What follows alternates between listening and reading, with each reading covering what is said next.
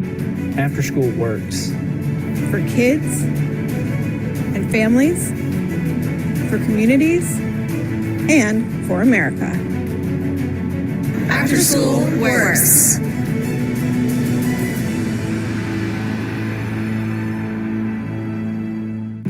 After school. Good afternoon / good morning, everybody. Hi, I'm Erik Peterson with the After School Alliance. Welcome to our June episode of the After School Policy Pulse. Quick housekeeping. We're sharing this conversation on YouTube, Facebook, and LinkedIn. And if you have questions, there's a Google form on the registration form. If you can put them in there, you could also try to put them in the chat, and time permitting, we'll try to get to some of those as well. If not, we will follow up with you if you provide your email on those questions. So again, hello and welcome to the June 13th episode of Policy Pulse.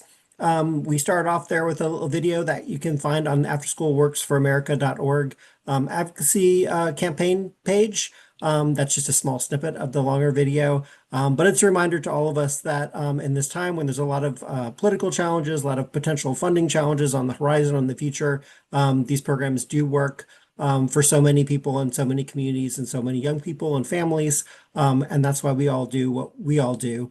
Since our last talk a month ago, the president released his full fiscal year 2026 budget proposal, which would jeopardize quality after school and summer programs for about more than a million children and youth.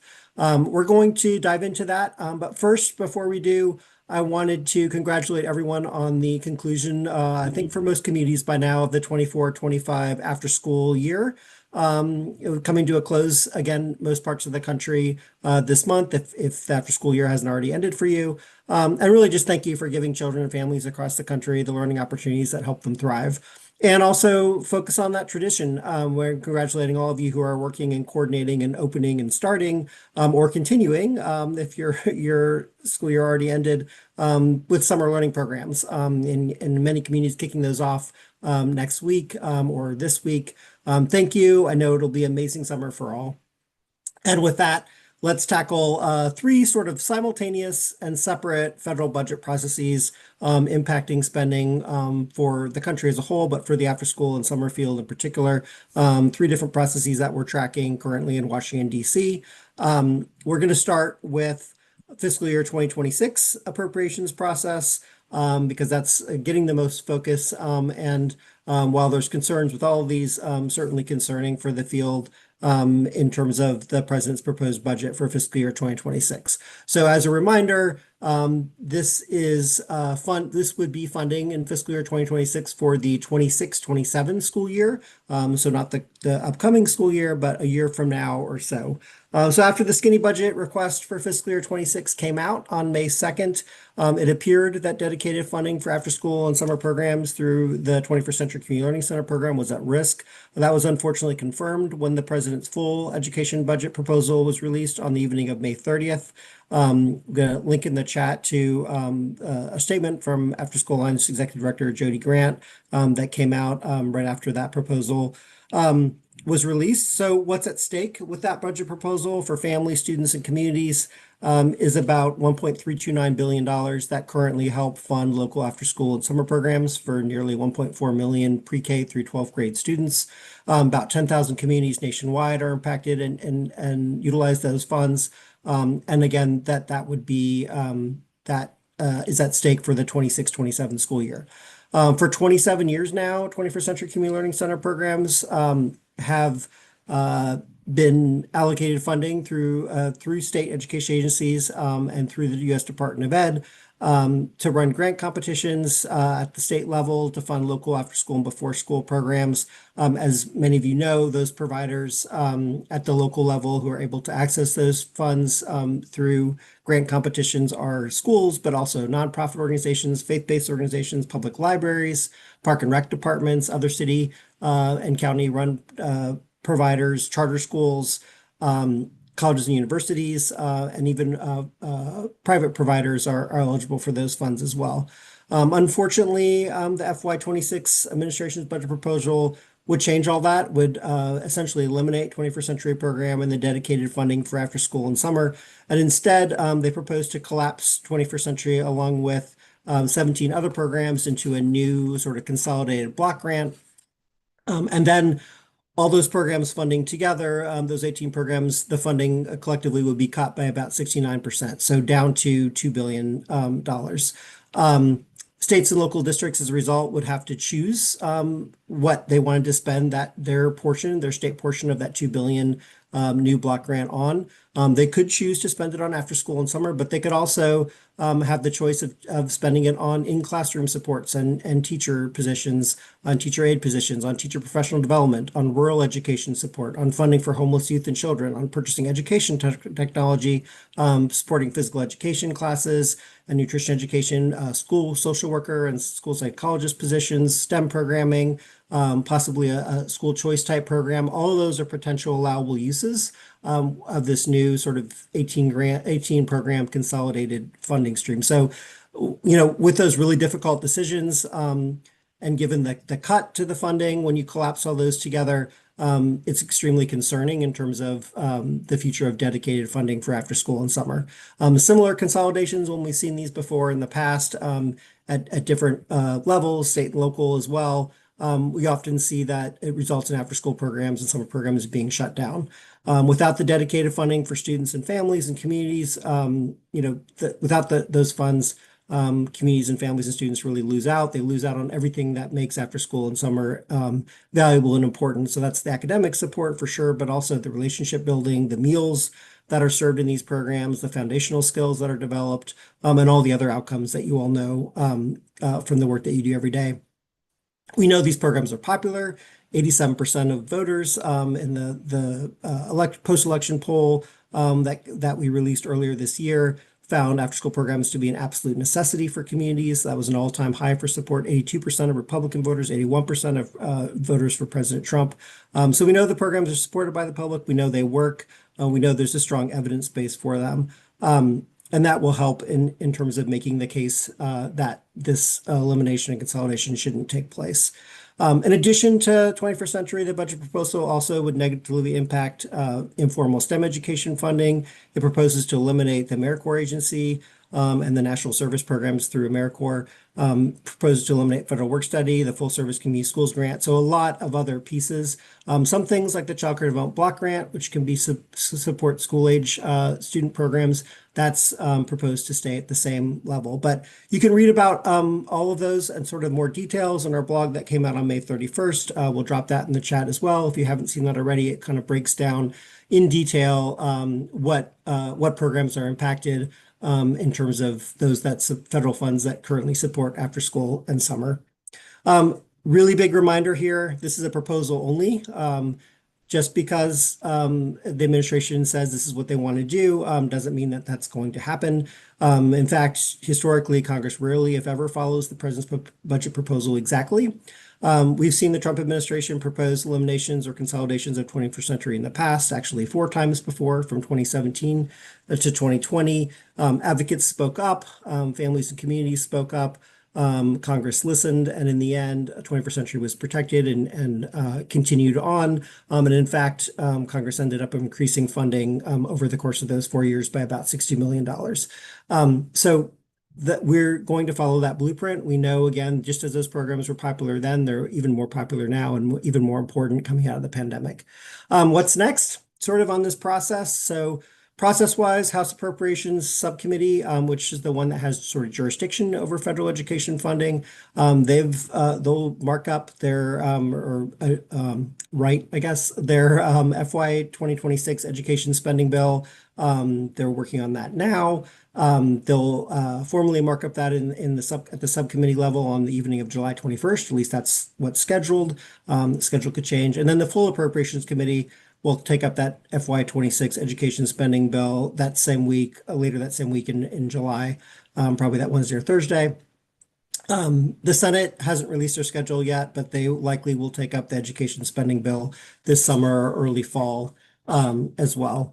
So the fiscal year, 2026 fiscal year starts on October 1st. That's when, September 30th, the current one ends. October 1st, we'll go to the new fiscal year. There's a pretty good chance that we'll face a continuing resolution or potentially a government shutdown by then. There's a lot of disagreement, I would say, between the House and the Senate on overall top level funding levels and on what to do with the president's proposal. So there's, again, by no means is anything sort of baked or a done deal. Due to that lack of agreement, again, it's unclear that actual spending bills will all pass the House and Senate and get to the president's desk before October 1st, which means, again, a continuing resolution or potentially a shutdown going into the fall or possibly even going into 2026. So a marathon, not a sprint. What that means is there's time between now and when those decisions are made, time for your representative and your senators to hear from you, hear from their constituents, from parents, from students, from providers, but also from the other people that really understand the value of these programs, pediatricians, folks in K-12 education, law enforcement, grandparents, anyone who sees the value of after school and summer really needs to let their federal elected officials know how necessary the funding is and the programs are. That could be letters, calls, emails, meetings, really conveying again why the programs matter and why after school works, as well as summer programming. If we don't raise our voices, I feel pretty confident the funding will go away. There's a lot of other programs obviously impacted in the budget and a lot of other things going on in terms of Congress and decisions they have to make, and therefore they are going to listen to where they hear folks expressing the most concern. My colleague Maria, in a little bit, is going to talk more about different actions you can take and some of the tools and resources available in terms of making your voice heard. But I do want to say, wrapping this up, that sending an email is a great first step, and many of you have done that through our action alert on our website or through other means. But it's also really important to take that second, third, and fourth and other steps as well. That might be printing out a postcard or coloring sheet from the afterschoolworksforamerica.org site, or having summer program parents or students jot down why their summer program is so important to them and sending that on. So a lot you can do, but important that we all do something and continue to do it during this window. So that's FY26. Moving to the second bullet there of FY25. Funding, it's kind of going back in time because the fiscal year 2025 appropriations process in theory, ended on March 15th when the president signed into law the FY25 spending bill called the Full Year Continuing Appropriations and Extensions Act of 2025. That allocated and appropriated funds for most things at the same level as fiscal year 2024 because it was sort of a full year continuing resolution, including for 21st century. So that bill appropriated $1.329 billion for 21st century community learning centers. Those are the funds that will be used for the 25-26 school year, so coming up for a lot of communities in August. The reason why we wanted to flag it here is we're concerned about sort of delays in getting those allocations out to states. Usually by now, state education agencies would have at least preliminary allocations from the Department of Education, letting them know what they have for the upcoming school year. Those still haven't gone out yet. We are hopeful and assured that those will go out hopefully next week, if not, then soon. By July 1st, state education agencies are supposed to be able to start drawing down those funds and use them so that local programs again can start on time in August or September. Super hopeful that those allocations will go out, but something that we're keeping an eye on as well. Also, in terms of the fiscal year 2025 process, so normally, again, by now, sort of that's over and it's implementation of those funds. But there is something called the rescission process that Congress and the administration can use. It hasn't happened very often, but it's happening now, where the administration sent a letter on May 28th requesting that Congress rescind $9.4 billion in funds. For us, no education programs were part of that request. It was mostly State Department, USAID, and Corporation for Public Broadcasting that were requested in sort of that formal rescission letter. The House actually passed that bill, HR 4, yesterday. It now goes to the Senate. There's a very formal process on rescission. So there's a timeline, 45 days. There's rules where it's a simple majority in the Senate to pass that, not the 60-vote majority that we're used to for most things. So continue to keep an eye on that. the administration has said this is the first of several rescission requests. And so what will be in those next rescission requests, we'll wait and see. Those could come in July or later. So something to keep an eye on for sure. But for now, if you hear about the rescission moving in the Senate, that does not impact 21st century or education funding. And finally, number 3 here, and I'll wrap up, is the reconciliation process. So lots of confusion again, because it's sort of all these 3 things are more or less happening at the same time, and they're all distinct, different, separate processes. So we wanted to clarify again, reconciliation is this sort of fast track process that generally only does not happen on an annual basis like the appropriations process does. It really only happens when a president and the House and the Senate are all in the same party as they are now. And it's a mechanism that can be used to advance legislative priorities or agendas of an administration with, again, only sort of a simple majority vote in the Senate. So 51 votes, not the normal 60 that's sort of filibuster proof. And that's why in situations like this, where one party controls all 3, so both chambers and the White House, that's why you see it being used. You might recall it was used in 2021 for the American Rescue Plan under the Biden administration. So that process, separate again from FY26 appropriations or FY25 appropriations for that matter, is ongoing. The House did pass, and that's also, the One Big Beautiful Bill Act. That's sort of the name of that reconciliation legislation, passed the House last month. It is now working its way through the Senate. Senate committees are proposing language for that. It looks like it's going to not be the same bill that passed the House. It will be a little different. We do have a blog that we've been updating up that will, again, link in the chat there from my colleague Jillian that talks about implications of that reconciliation bill potentially for the out-of-school time field. Primarily, they're around expansion of the child tax credit. More families may get more funds that can be used for things like after school in addition to other expenses. But there are also some troubling changes in there where some families may not have access to that tax credit program. There's also provisions that would impact eligibility for free and reduced price meals. The child nutrition programs at school themselves, like school lunch and after school meals in summer, are not impacted, but the eligibility piece through SNAP and Medicaid could impact some families who automatically qualify for school lunch as a result of those programs. So that's something we're keeping an eye on. Student loans are impacted by this as well, and a number of other provisions. Again, that bill is being considered by the Senate. It's unlikely that it'll be the same bill as the House passed, and still more wrinkles, I think, on that process. The goal for the Senate is to have that bill passed by July 4th. It would need to go back to the House and be passed again, the new Senate version, and then be signed into law. By no means a done deal, but another opportunity sort of separate from the appropriations process in FY26 to sort of weigh in with your thoughts on particularly on the tax provisions of that. And we do have a separate action alert on the budget reconciliation if you choose to weigh in on that. But just wanted to make that distinction that it's reconciliation does not directly impact 21st century community learning centers. It does not have K-12 education for the most part in it, with some small exceptions. All right, I'm going to pause there and see if we have any questions. My colleagues can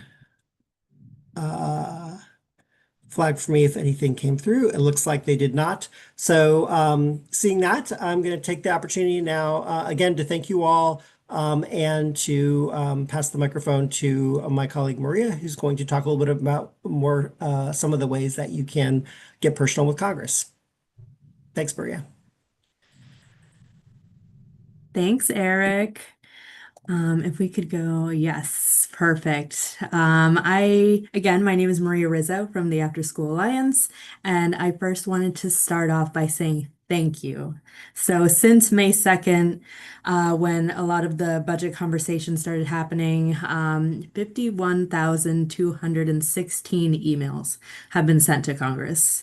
Say that again with me, 51,216 emails of support for after school. emphasizing the essential role they play in the lives of our kids, our families, our communities.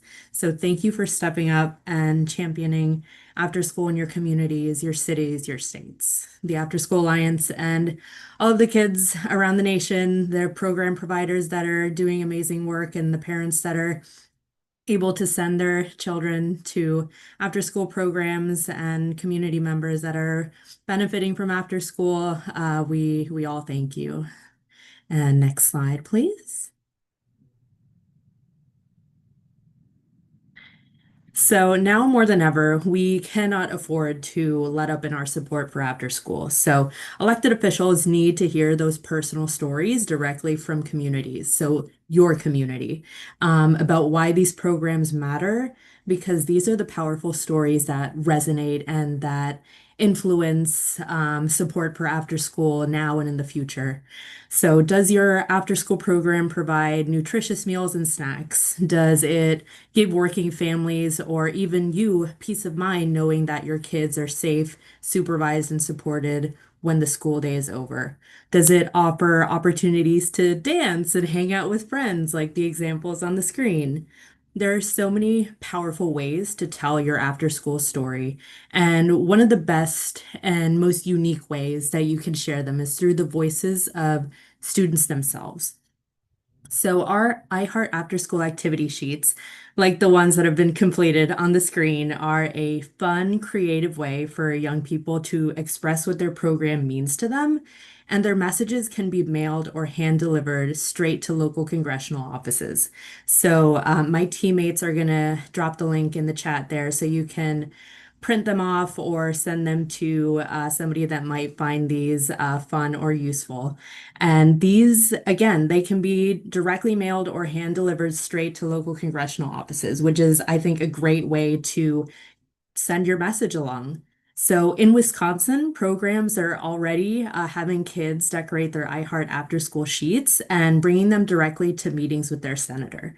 So if that's not a fun and easy way to, one, bright up an elected official's day, and two, make the case for after school, I don't know what is. So we have a few cute examples on the screen, but we've also seen, kids express that they engage in fun science experiments, or they really love after school because of the caring teachers that they have. So the sky is the limit, and this is your opportunity to really let young people take the lead in sharing their own story. Next slide. And on our campaign site, afterschoolworksforamerica.org, we have a few resources available to you. So we have free downloadable and printable postcard designs that you can print out and send to congressional offices. So with this, you can host a family engagement night or keep a stack of postcards by your pickup and drop-off station and ask parents and guardians to write a few lines about why after school matters to them. This is also great to get some parent voices.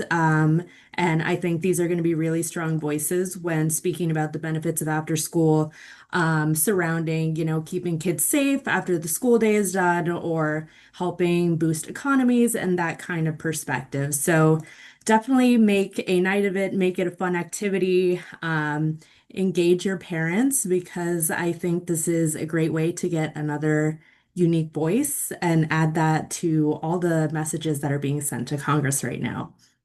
And you will also find on the afterschoolworksforamerica.org, you can also find a downloadable petition that you can use to gather signatures of after school supporters at your events, at booths, or even conferences that you're going to. So if you're a program, keep the petition at your pickup and drop-off station and have it on hand for parent nights or program events. And just kind of put a few around where parents are congregating, or if you're having a open house event and you know that parents are going to be available to show their support, definitely feel free to take some from our site and print those out. And again, all of these resources are available on our site alongside language for social media, after school research and data, tips for hosting site visits, and all of that really good stuff. Next slide. And before we close out with 5 more minutes here, I just wanted to give you a second to take action if you haven't already, or if you know somebody that would like to take action for after school, definitely feel free to take a picture, send them a link, or send them directly to 3to6.co/Congress. And hopefully we can add another few thousand to the 51,000 that we've already sent and keep the momentum going for after school. And next slide, please. And if you want news and policy updates sent directly to your email, feel free to go to 3to6.co/updates or scan the QR code on the screen, and feel free to share this widely. So if you know that someone is interested in attending these policy pulse calls and they aren't already, or if they want to get all of the blogs and kind of round up information about what's going on at the moment, definitely send them this link and we will be in your inbox with up to the minute news. And before we close out here, I just wanted to give you a few reminders. So Erik touched on a few of these, but we wanted to let you know that Summer Learning Week is taking place in a month and a day from today, so July 14th to 18th. So the After School Alliance and many others will be elevating the importance of summer learning and keeping kids engaged, learning safe and healthy during the summer months. So again, that'll be taking place July 14th to 18th. And just in time for summer, the After School Alliance just released a new issue brief. It is Building Healthy Habits and Healthy Futures, How After School Programs Are Supporting Physical Activity and Healthy Eating. So this new brief takes a closer look at the vital role after school and summer programs play in keeping young people active, eating and accessing nutritious foods, and building lifelong healthy habits. So feel free to check that out. I'm sure my team is already on it and sending the link around. But before we close out, I just wanted to take a minute to thank you all for being here. And thank you, Erik, for a great Policy Pulse call. And we hope you join us on the next one on June 11th at 12 p.m. Eastern. And I hope you have a wonderful weekend. And thank you all for being here.